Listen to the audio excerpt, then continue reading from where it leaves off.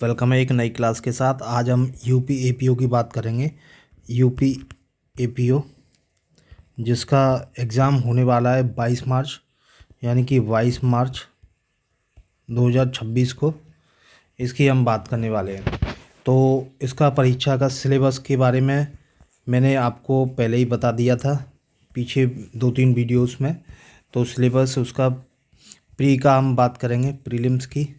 तो प्रीलिम्स में 2 पार्ट्स हैं इसके, एक लॉ वाला पार्ट्स है और दूसरा जो पार्ट है वो जीएस वाला है। तो लॉ के क्वेश्चंस जो आएंगे 100 क्वेश्चंस आएंगे और 100 क्वेश्चंस, और जीएस के आएंगे वो 50 क्वेश्चंस आएंगे। तो एक क्वेश्चंस जो होगा 1 मार्क का होगा, और इस तरह से 150 क्वेश्चन मल्टीप्लाई 1 करेंगे तो 150 अंकों के वो होंगे।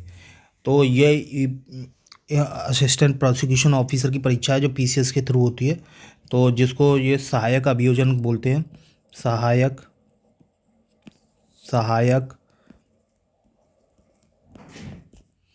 अभियोजन अधिकारी।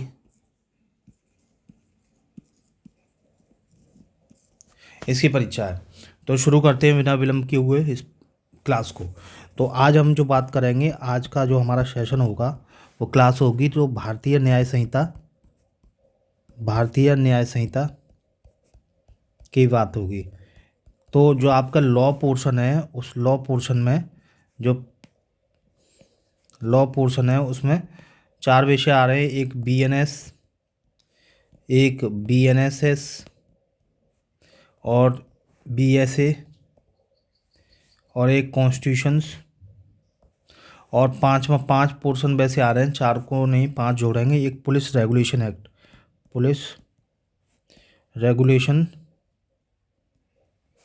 एक्ट। तो ये इस तरीके से ही आ रहे हैं। तो आज जो हम बात करेंगे वो इसकी बात करेंगे, किसकी? भारतीय न्याय संहिता की, इसकी। ठीक है, तो भारतीय न्याय संहिता को हम पढ़ेंगे। तो चलिए शुरू करते हैं आज की क्लास 1 जो शुरू है हमारी बीएनएस, भारतीय न्याय संहिता की। आज हमारी जो क्लास है भारतीय न्याय संहिता की है। तो इसको शुरू करते हैं। दोस्तों, भारतीय न्याय संहिता जो आई है, इसको 2023 में आई है। इसके बैकग्राउंड को सबसे पहले समझते हैं। तो कभी कभी क्या होता है कि आपकी जो परीक्षा है उसमें पूरी भारतीय न्याय संहिता आएगी, और कहाँ से आएगी ये कोई नहीं जानता। इसलिए हमें कुछ महत्वपूर्ण सेक्शंस को पढ़ना है। तो महत्वपूर्ण सेक्शंस को पढ़ना है। उन महत्वपूर्ण सेक्शंस के साथ हमें उसके बैकग्राउंड को भी जानना है। बिना बैकग्राउंड को जाने,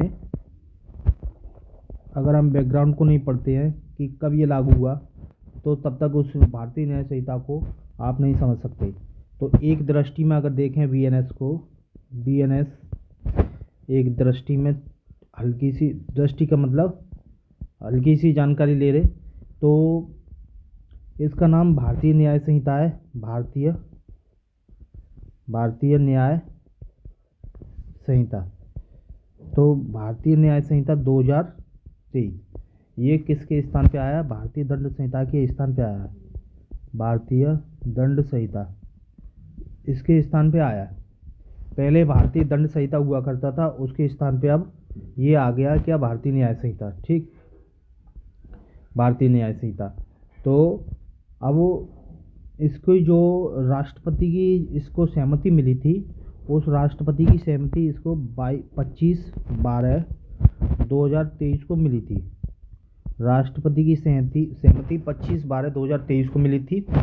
और इसमें कुल धाराएं हैं, इसमें कुल धाराएं या टोटल सेक्शंस की बात करें तो 358 टोटल सेक्शंस हैं। इसके अगर चैप्टर की बात करें, यहाँ धाराएं लिख लें, धाराएं और अध्याय। तो 358 धाराएं और चैप्टर की बात करें तो 20 चैप्टर हैं। तो इस तरीके से 358 और 20 चैप्टर, अध्याय, ये सेक्शन। तो इस तरीके से 358 धाराएं और 20 अध्याय भारतीय न्याय संहिता में है। भारतीय न्याय संहिता का उद्देश्य की बात करें, उसका उद्देश्य क्या है? तो दोस्तों, अपराधों से संबंधित उपबंधों का समेकन। तो इसका उद्देश्य है अपराधों से संबंधित उपबंधों का समेकन करना है। उपबंधों का समेकन करना है, ठीक। और क्या करना है? और संशोधन करना है। संशोधन करने वाली, समेकन और संशोधन करने वाली या उससे संबंधित आनुषंगिक विषयों के लिए अधिनियम। आनुषंगिक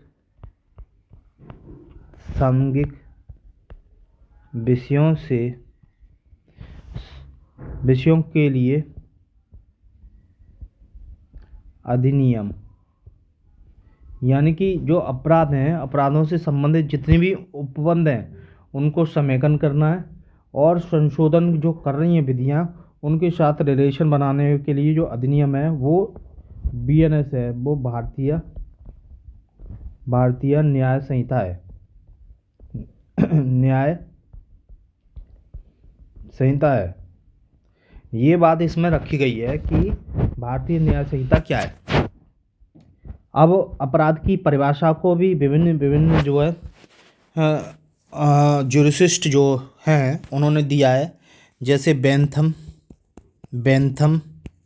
ने क्या दिया है अपराध की परिभाषा। ये अपना ज़रूरी नहीं है, अपराध की परिभाषा ये अपन को ज़रूरी नहीं है, पर फिर भी बेंथम और कुछ और ज्यूरिस्ट हैं, उन्होंने इसके बारे में दिया है। तो जैसे बेंथम हो गए, ब्लैकस्टोन हो गए,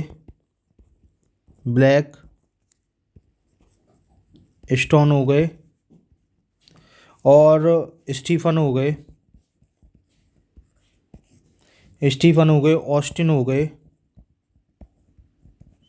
ऑस्टिन के बाद कैनी हो गए, और PH विनफील्ड हो गए।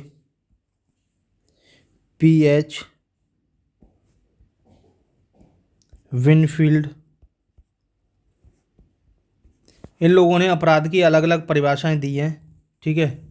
उन परिभाषाओं को हम नहीं पढ़ेंगे, पर स्टीफन की जो है परिभाषा या ऑस्टिन की परिभाषा ऑस्टिन ने भी दी है। तो ऑस्टिन ने अपराध की परिभाषा को बताया है कि संप्रभु या उसके अधीनस्थों द्वारा, तो संप्रभु और उसके अधीनस्थों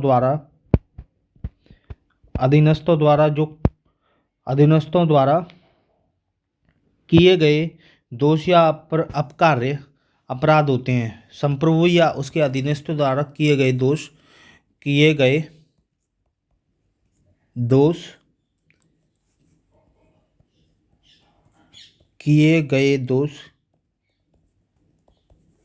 अपराध होते हैं। ये कौन कह रहा है? ऑस्टिन ने कहा है। ऐसी अलग अलग विद्वानों ने अलग अलग अपराध की परिभाषा दी है। खैर, ये थॉटिकल चीज़ें नहीं आएंगी, हम आगे चलते हैं उसको सेक्शन को लेते हुए कि BNS की जो धारा है वो कैसे क्या आगे बढ़ती है। वैसे अपराध के कुछ तत्व होते हैं, वो अपराध के तत्व BNS की धारा बताती है। जैसे व्यक्ति होना चाहिए, किसी भी अपराध के तत्व में व्यक्ति, और एक मेंस रिया होना चाहिए। मेंस रिया, ये इसको दुराशय बोलते हैं, दुराशय होना चाहिए। कार्य या लोप होना चाहिए, ठीक। और क्षति होनी चाहिए, क्षति, इंजरी, जिसको इंजरी। तो ये अपराध के जो तत्व माने जाते हैं, ये 4 अपराध के तत्व हैं आपके पास।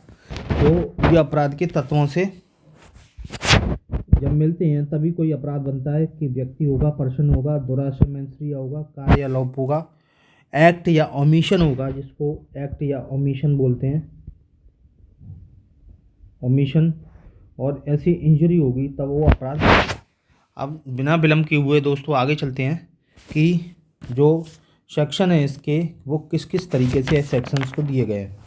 तो भारतीय न्याय संहिता में मैंने जैसे बताया कि आपको कि 358 सेक्शन है, वो उन्हीं सेक्शंस को धीरे धीरे हम आज देखेंगे और ज़रूरी सेक्शंस के लिए बात करेंगे।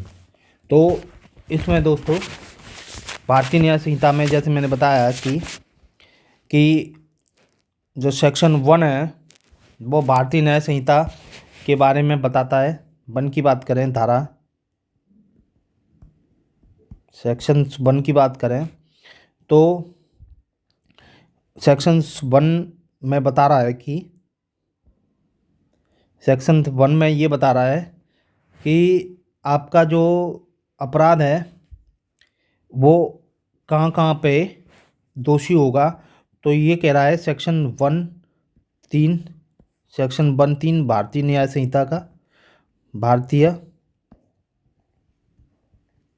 न्याय संहिता का कि प्रत्येक व्यक्ति जो है, प्रत्येक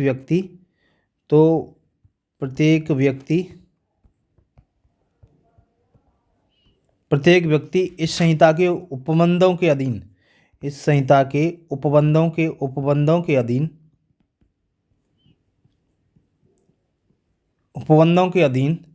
प्रतिकूल कार्य करेगा। तो कोई भी व्यक्ति जो उपबंधों के अधीन प्रतिकूल कार्य करेगा या उसका लोप करेगा, या तो वो प्रतिकूल कार्य कर दे या उसका लोप कर दे, कार्य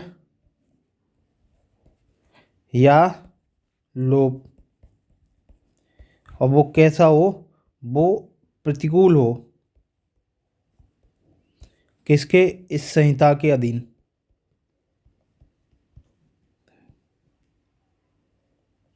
संहिता कौन सी? भारतीय न्याय संहिता।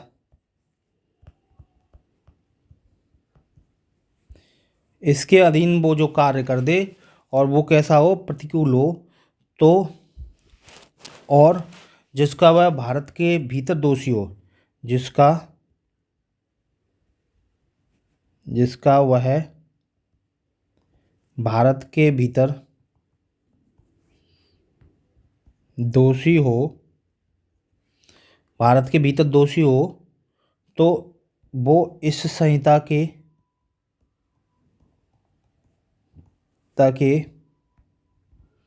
अधीन दोषी होगा।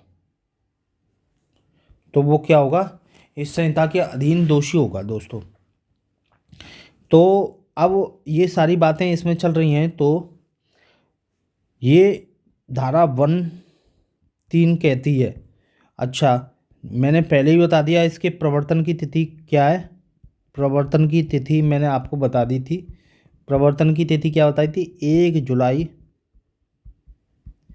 2024। ये इसको प्रवर्तन में आ गई थी, लेकिन कुछ एक धारा छूट गई थी, जैसे 106(2) को छोड़कर, इसको छोड़कर ये 1 जुलाई 2024 को लागू हो गई थी। ठीक है। अच्छा मैंने ये भी बता दिया कि राष्ट्रपति की सहमति 25 दिसंबर 2023 को मिली। तो 25 दिसंबर 2023 को राष्ट्रपति की, प्रेसिडेंट की क्या मिली? सहमति मिली। अच्छा इसमें 20 अध्याय मैंने बता दिए, 20 अध्याय और 358 सेक्शंस, 20 अध्याय और 358 सेक्शंस हो गए। ये सारी चीज़ें इसमें थी।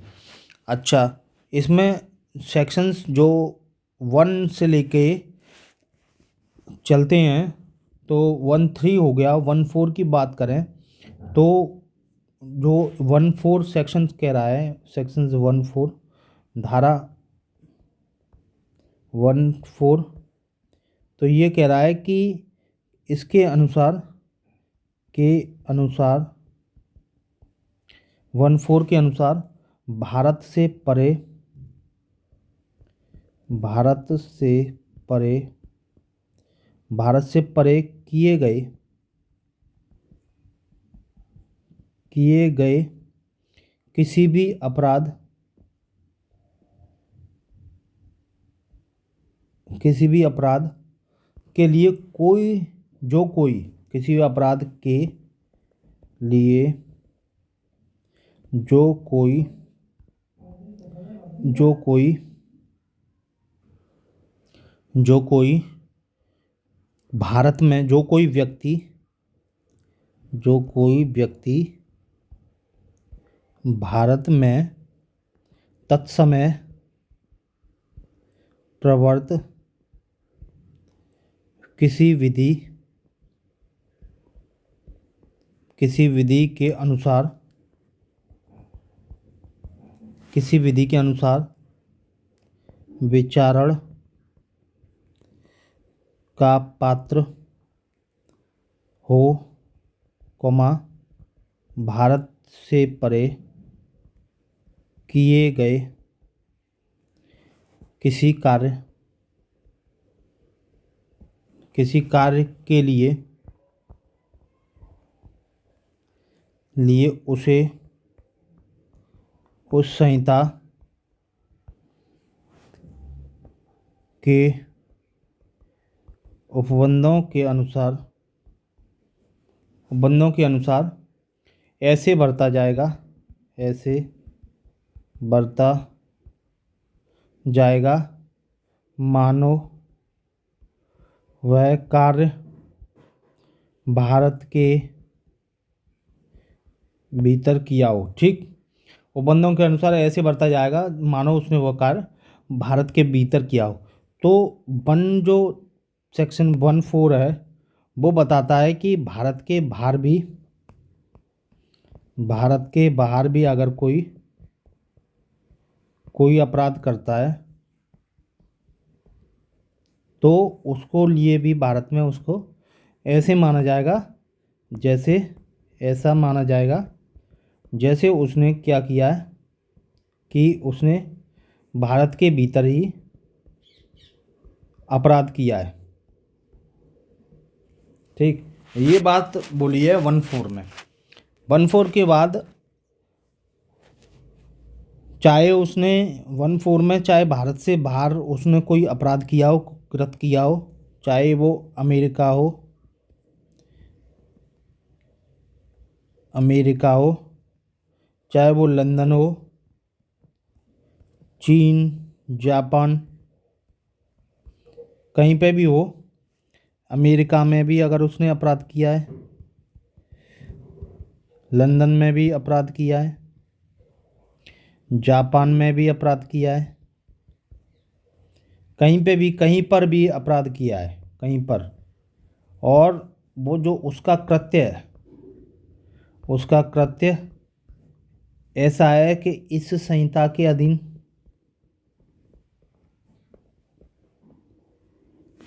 इस संहिता के अधीन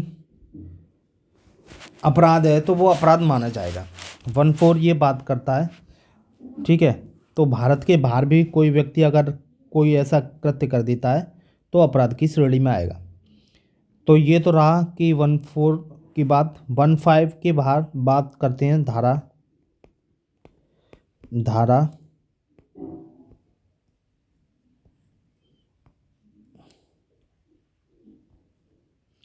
1-5 की बात कर ले रहे हैं कि प्रावधान क्षेत्र के बारे में बताते हैं, क्षेत्रातीत या क्षेत्र के बारे में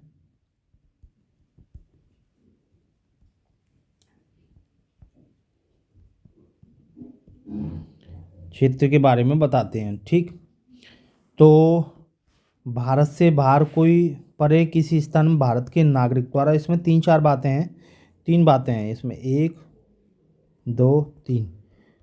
तो इसमें तीन बातें कौन कौन सी हैं? भारत से बाहर और भारत में पंजीकृत